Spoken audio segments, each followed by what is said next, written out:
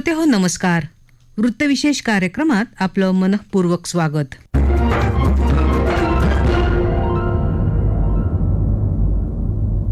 श्रोते हो, भारत आणि युनायटेड किंगडममधील व्यापारी संबंध आता एका नव्या सुवर्णयुगात प्रवेश करत आहेत. भारत युनायटेड किंगडम मुक्त व्यापार करार अर्थात सेटा आजपासून लागू झाला आहे. या कराराअंतर्गत देशभरातून 21 ठिकाणांहून युनायटेड किंगडमकडे जाणाऱ्या निर्यात मालाला आज हिरवा कंदील दाखवण्यात आला. यात मुंबईतील वांद्रे कुर्ला संकुलातील भारत डायमंड बोर्स, नावाशेवा बंदर आणि सेज या ठिकाणी फ्लॅगिंग ऑफ सोहळे पार पडले. या व्यापार करारामुळे भारतीय उत्पादनांना युकेच्या बाजारपेठेत थेट आणि सुलभ प्रवेश मिळणार असून द्विपक्षीय व्यापाराला मोठी गती मिळणार आहे. भारत युके सेटा करारामुळे भारतीय वस्तूंची किंमत जागतिक बाजारपेठेत अधिक स्पर्धात्मक होईल. या माध्यमातून देशात मोठी गुंतवणूक येण्यासोबतच रोजगाराच्या नव्या संधी निर्माण होतील. भारतीय अर्थव्यवस्थेला जागतिक स्तरावर अजून मजबूत करण्याच्या दृष्टीनं हे एक अतिशय महत्त्वपूर्ण पाऊल मानलं जात आहे. हा ऐतिहासिक करार नेमका काय आहे आणि सर्वात महत्त्वाचं म्हणजे आपल्या स्थानिक भारतीय व्यापाऱ्यांना, उद्योजकांना आणि तरुणांना या कराराचा कसा फायदा होणार आहे, या प्रश्नांची उत्तरं जाणून घेण्यासाठी सनदी लेखापाल सनद चितळे यांच्यासोबत केलेली चर्चा आज आपण ऐकणार आहोत.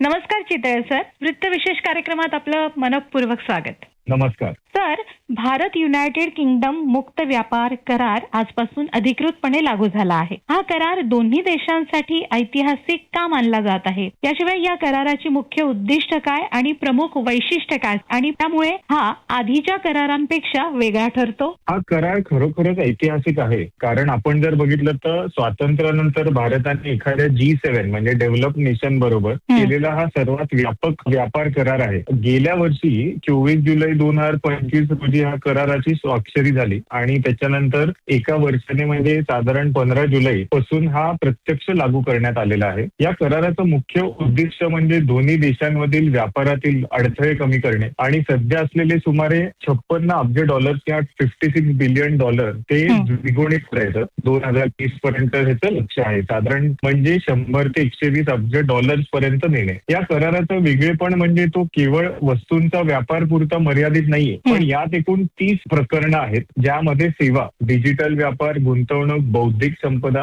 सरकारी खरेदी आणि अगदी सामाजिक सुरक्षा करार म्हणजे डबल कॉन्ट्रीब्युशन कन्व्हेन्शन याचाही समावेश आहे. भारताने आतापर्यंत मुक्त व्यापार करारांबाबत सावध भूमिका घेतली होती, पण या करारात दुग्ध व्यवसाय, सफरचंद यासारखी संवेदनशील क्षेत्र वगळून भारताने आपले हितसंबंधही जपले आहेत, जे आपल्यासाठी खूप सेन्सिटिव्ह सेक्टर्स मानले जातात. भारताच्या आयटी आणि सेवा क्षेत्राकडे पाहता या करारामुळे भारतीय आयटी कंपन्यांना आणि व्यावसायिकांना युकेच्या बाजारपेठेत नव्यानं अशा कोणत्या संधी उपलब्ध होतील? भारताचं आयटी आणि सेवा क्षेत्र या कराराचा सर्वात मोठा लाभार्थी ठरू शकतो. युकेने आयटी सक्षम सेवा, वित्तीय व व्यावसायिक सेवा, बिझनेस कन्सल्टिंग, शिक्षण, दूरसंचार आणि अशा 137 सेवा उपक्षेत्रांमध्ये भारतीय कंपनी व व्यावसायिकांसाठी बाजारपेठ खुली केली आहे. म्हणजे काय की डबल कॉन्ट्रीब्युशन कन्व्हेन्शन हा सामाजिक सुरक्षा करारही लागू झाला आहे. यामुळे काय होणार आहे की तात्पुरत्या कालावधीसाठी का होईना युकेमध्ये काम करणाऱ्या भारतीय व्यावसायिकांना आता 5 वर्षापर्यंत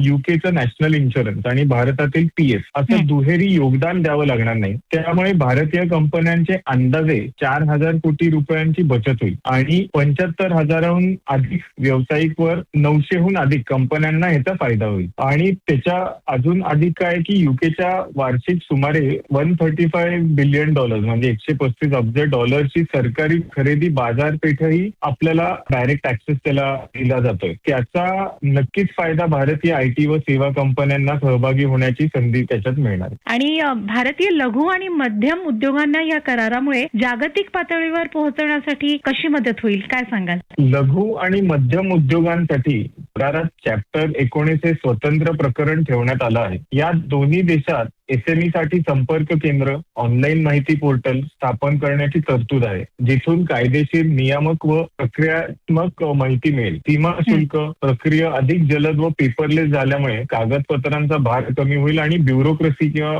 रेड टेपिझम म्हणतो त्याला पण आळा बसेल. पुन्हा एक्सपोर्टर्सचा जो खर्च तो थेट कमी होईल आणि मोठ्या स्पर्धकांशी टक्कर देऊ शकते. युकेच्या सरकारी खरेदी बाजारातही ठराविक मर्यादेवरील निविदांसाठी सहभागी होण्याची संधी लघु उद्योगांना नक्कीच मिळणार आहे. एकंदरीत बघता आपली क्षमता बांधणी कार्यक्रम डायरेक्ट ऍक्सेस मिळाल्यामुळे एमएसएमई किंवा लघु उद्योग ज्याला आपण म्हणतो त्याला जागतिक पातळीवर पाऊल टाकण्या आधीपेक्षा खूप सोपं होणार आहे. सर, महाराष्ट्र राज्याच्या दृष्टीनं विचार केला तर भारत युके मुक्त व्यापार करार इथल्या शेतकऱ्यांच्या शेतमालाला जागतिक स्तरावर पोहोचवण्यासाठी कशी मदत करेल आणि यामुळे कोणत्या प्रमुख पिकांच्या निर्यातीला चालना मिळेल? सध्या जर आपण युकेचं इकॉनॉमी बघितली तर भारताची युकेला होणारी कृषी निर्यात अत्यंत कमी आहे. म्हणजे जर तुम्ही बघितलं तर युकेची जागतिक कृषी आयात सुमारे 37.5 म्हणजे $37.5 बिलियन आहे. पण त्यातला भारताचा अगदीच खालीचा वाटा आहे, म्हणजे जेमतेम 800 मिलियन किंवा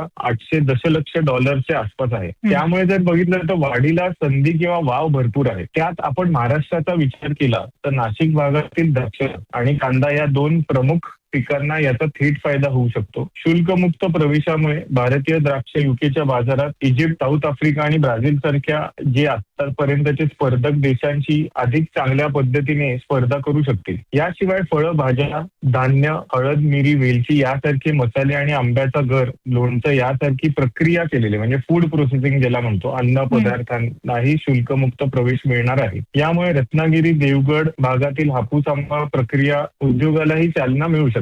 आता जर बघितलं तर गुणवत्ता, पॅकेजिंग आणि प्रमाणीकरण म्हणजे सर्टिफिकेशन ला भर दिल्यास शेतकऱ्यांना उत्पन्न वाढण्याची ही खूप मोठी संधी मिळू शकेल. फक्त यात आपल्याला बघण्यासारखं काय की जेव्हा आपण युके सारख्या डेव्हलप्ड मार्केटमध्ये जातो तर तिथे क्वालिटी आणि सर्टिफिकेशन मध्ये आपले लघु उद्योग आणि बाकी शेतकऱ्यांना खूप इन्व्हेस्ट करायला लागणार आहे आणि त्याचं आपल्याला प्रमाण साधारण 3 ते 5 वर्षात दिसायला हवं. भारतीय व्यापाऱ्यांच्या दृष्टीनं हा करार गेम चेंजर कसा ठरेल? विशेषतः कापड किंवा लेदर आणि दागिने या क्षेत्रांना याचा कसा फायदा होईल? आतापर्यंत काय होत होतं की कापड आणि चामडे, दागिने या सगळ्यांवर आधी 12% शुल्क होतं, चामड्यांवर तर 16% शुल्क होतं. ते आता पूर्णपणे शून्य झाल्यामुळे बांगलादेश आणि व्हिएतनाम सारख्या स्पर्धक देशांच्या तुलनेत भारतीय एक्सपोर्टर्सना समान संधी मिळणार आहे. कारण या देशांना आधीपासूनच युकेच्या बाजारात शुल्कमुक्त प्रवेश होता. त्यामुळे आता चामडा आणि पादत्राणक क्षेत्रावरील 16% शुल्क पण शून्य झाले. त्यामुळे आता आपल्या इंडियन एक्सपोर्टर जे उत्तर प्रदेश, तामिळनाडू सारख्या चामडा उद्योगांच्या केंद्रांना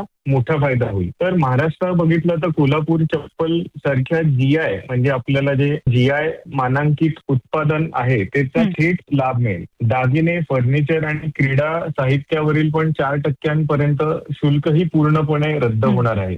ही सर्व क्षेत्र कामगारांनी केंद्रित असल्यामुळे म्हणजे लेबर इंटेन्सिव्ह यातून थेट रोजगार निर्मितीवर फार मोठा परिणाम होईल आणि याचा सर्वाधिक फायदा लघु व मध्यम उद्योगांना होईल, जे सर्वात जास्ती आपल्या इथे एम्प्लॉयमेंट जनरेट करतात भारतामध्ये. सर, हा जो करार झालेला आहे तो यशस्वीरित्या अंमलात आणताना भारतीय व्यापाऱ्यांनी कोणत्या गोष्टींची काळजी घेतली पाहिजे किंवा कोणत्या आव्हानांचा सामना आपल्याला करावा लागू शकतो? करारात रूल्स ऑफ ओरिजिन म्हणजे मूळ उत्पत्ती नियमांचं स्वतंत्र प्रकरण आहे, ज्याद्वारे एखादी वस्तू खरोखरच भारतीय किंवा ब्रिटिश उत्पत्तीची आहे हे ठरवलं जाईल. जेणेकरून काय होईल की तिसऱ्या देशातून येणारा माल या सवलतीचा गैरफायदा घेऊ शकणार नाही. सरकारने करार लागू होण्यापूर्वीच याबाबतचे नियम अधिसूचित केले आहेत आणि त्याच्याबरोबर डिजिटल पेपरलेस व्यापार सुविधांमुळे कागदपत्रांची प्रक्रिया पण सोपी होईल.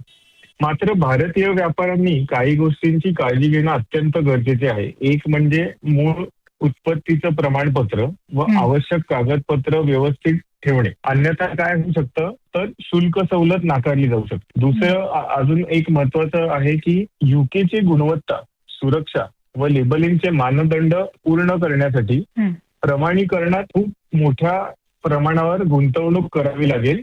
आत्ता जे करतात त्याच्याहून जास्ती करावी लागेल. तिसरं म्हणजे स्कॉच विस्की आणि काही ऑटो उत्पादनांवर शुल्क कमी झाल्यामुळे भारतीय बाजारातही स्पर्धा वाढणार आहे. यासाठी स्थानिक उद्योगांनी सज्ज राहण्याची गरज आहे. आणि सर्वात महत्वाचं म्हणजे विशेषतः लघु उद्योगांमध्ये या नव्या तरतुदीबाबत जागरूकता वाढवणं खूप आवश्यक आहे. सर, तरुणांच्या दृष्टीने विचार केला तर या करारामुळे भारतात नवीन रोजगार निर्मितीला किती गती येईल? तरुणांसाठी या कराराचे परिणाम अनेक पातळ्यांवर दिसायला हवेत. सर्वात आधी कापड, चामडं, दागिने यासारख्या कामगार केंद्रित आणि लेबर इंटेन्सिव्ह क्षेत्र शुल्कमुक्त झाल्यामुळे एक्सपोर्टमध्ये किंवा निर्यातमध्ये वाढ खूप मोठ्या प्रमाणात अपेक्षित आहे आणि थेट कारखाना पातळीवरील रोजगार वाढायला हवे. दुसरं म्हणजे आयटी आणि सेवा क्षेत्रात युकेची बाजारपेठ खुली झाल्यामुळे आणि सामाजिक सुरक्षेवरील दुहेरी भार म्हणजे डबल टॅक्सेशन ज्याला म्हणतात कमी झाल्यामुळे कंपन्यांना युकेमध्ये प्रकल्प वाढवणं आणि तरुण व्यावसायिकांना तिथे पाठवणं अधिक किफायतशीर ठरेल. तिसरं म्हणजे अजून काय होऊ शकतं तर या करारात दरवर्षी सुमारे 1800 भारतीय आचारी, योग प्रशिक्षक आणि शास्त्रीय संगीत कलाकारांचे युकेमध्ये काम करण्याची संधी देणारा एक वेगळाच कोटा ठरवण्यात आला आहे. त्यामुळे जे आपल्याला दिसू शकेल की भारतीय सांस्कृतिक कौशल्यांना जागतिक व्यासपीठावर मिळण्याचं हे उत्तम उदाहरण आहे. चौथं म्हणजे लॉजिस्टिक्स, गुणवत्ता प्रमाणीकरण, कंप्लायन्स, कन्सल्टिंग सारख्या नव्या सहाय्यक सेवा क्षेत्रांनाही रोजगाराच्या नव्या संधी नक्कीच निर्माण होतील. अर्थात हे सर्व फायदे लगेच नाही तर पुढच्या 3 ते 5 वर्षात टप्प्याटप्प्याने दिसू लागतील. नक्कीच सर, आजच्या या विशेष चर्चेत सहभागी होऊन अत्यंत अभ्यासपूर्ण विश्लेषण मांडल्याबद्दल आपले मनपूर्वक आभार. धन्यवाद.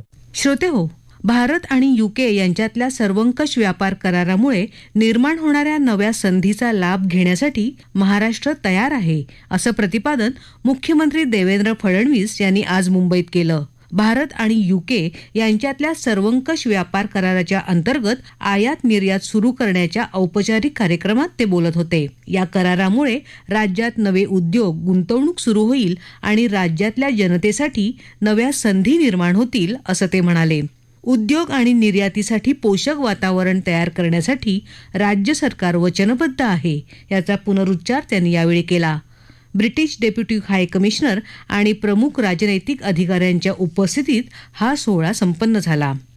Our IT companies, fintech firms and global capability centers will benefit from the deeper collaboration. Our creative industries, educational institutions and professional services firms will also find exciting new avenues for collaboration. Our farmers stand to benefit immensely. The world already values the quality of Nashik grapes, Konkan Alfonso mangoes, pomegranates, processed foods, and marine products from Maharashtra. This agreement opens the doors to one of the world's most discerning consumer markets, enabling our farmers and food processors to secure greater value for their products. The India-UK CETA is an opportunity for every district of Maharashtra, from Mumbai to Nagpur, from Pune to Chhatrapati Sambhajinagar, from Nasik to Ratnagiri, and from Kolhapur to Gadchiroli. Every region has the opportunity to participate in the new chapter of growth.